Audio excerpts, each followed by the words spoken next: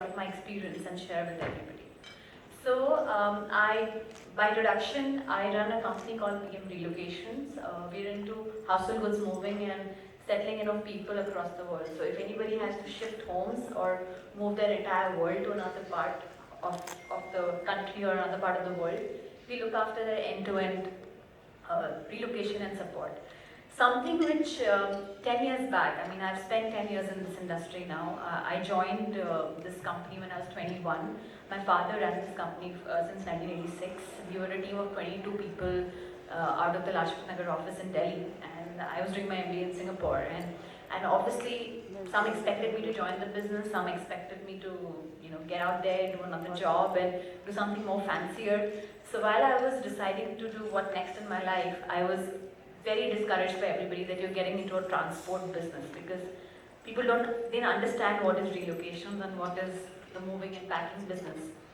So I think the first learning at that time in my life was that there are so much stereotyping in terms of what people can do and cannot do. So I think innovation starts right from the time you decide what you want to do with your life.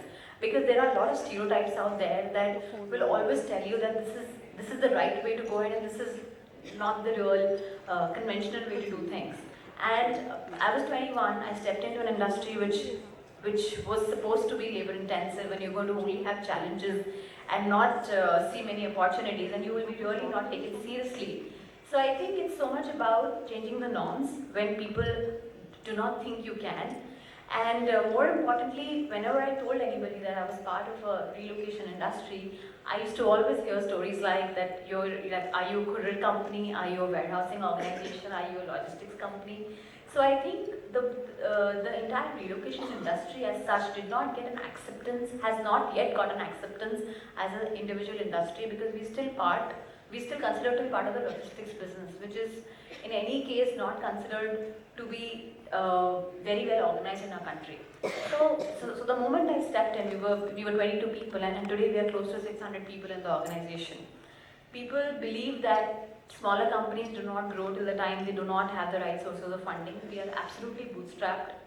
In today's times, people believe that it's only the money that changes the game and you can only grow once you're funded. And I think that's another very important thing that we did not do. I think you can grow if you're rightly innovating and you're rightly growing in the right way. So I think we believe that we are in a space which can touch lives, when people are shifting, their entire life goes for a toss. They are dealing with a lot of emotional stress and moving out of their comfort zone. So we are the first friend they sort of look out to. And if we take this as a responsibility to make people feel at home when they're moving to another part of the world, that is the real innovation that we did as an organization. We grew because we started caring. We grew because we changed the way people looked at the whole packing and moving business. And that's why our clientele, the kind of work we do is always known as very personalized. So I think some of the service industries today need to think a little out of the box in terms of the way the way they care, the way they look out and see what really the consumer wants. And that's how services are always innovated. And with that, all these years have been very, very enriching in terms of how we've grown the organization. And for example, like recently we sort of realized that when people shift homes, they have a lot of clothes they don't want to shift to the next city. And if they have a grown-up child, their toys are absolutely wasted and they don't need to move them and they're obviously throwing it away. So we tied up with a toy bank.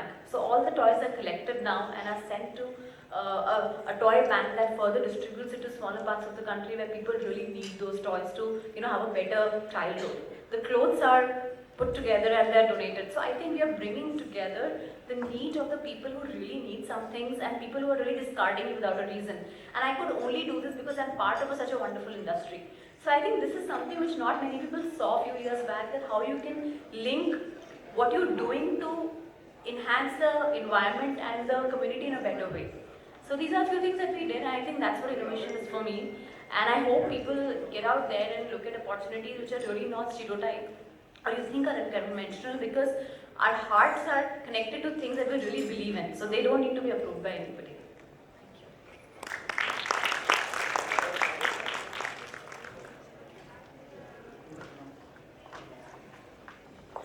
Thank you, Akansha. I'm completely in sync with you because our meaningful brand study also says the same thing, that you need to be caring and meaningful and purposeful to the lives of the consumers.